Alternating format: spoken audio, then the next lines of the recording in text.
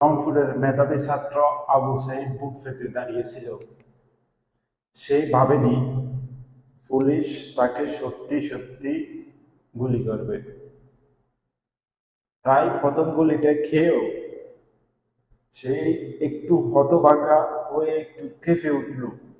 তার বিশ্বাস হচ্ছিল না, কারণ ওই প্রান্তের পুলিশ তিনিও একজন বাঙালি, তার মতন বাংলা কথা বলে, তার মতন দুই বেলা ভাত খায়, একে মাটির সৃষ্টি। কেঁপে উঠল, আবার শক্ত হয়ে আবার দাঁড়িয়ে গেল। তা না হলে দেশবাসী কি বলবে? সাবাস করে গুলির সামনে দাঁড়িয়ে একটা গুলি খেয়ে দাঁড়াতে পারল না। তাই আবার দাঁড়িয়ে উঠল। আবু সাইদ আবার কেঁপে উঠল, কারণ আরেকটি গুলি ছোড়া হয়েছে। এই পর্যায়ে আর নিজেকে ধরে রাখতে কষ্ট হচ্ছিল বা ধরে রাখতে পারছিল না। তবুও সে দাঁড়ানোর জন্য চেষ্টা করতে লাগলো।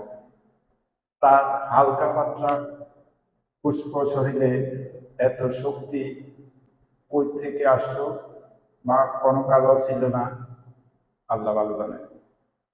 হঠাৎ তার মনে পড়ে গেল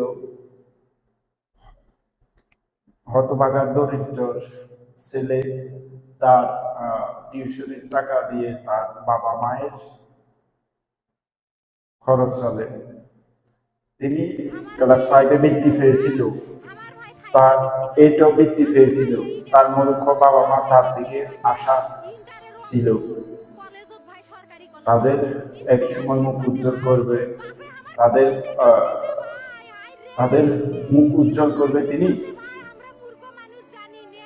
9 জন ছেলে সন্তানের মাধ্যমে তিনি মেধাবী ও শিক্ষিত। মা বাবার আশা পরিকল্পনা ছিল একদিন ছেলে প্রতিষ্ঠিত হয়ে তাদের মুখে হাসি ফুটাবে, কিন্তু দুর্ভাগ্যজনক পরিবারের জন্য কিছু করতে পারে না, দেশের জন্য জীবন দিয়ে দিছে। ঘরে ফিরার কথা ছিল রাত 10টা সুস্থ শরীরে, কিন্তু পরবর্তীতে দেশের জন্য ঘরে ফিরেছেন লাশ হয়ে।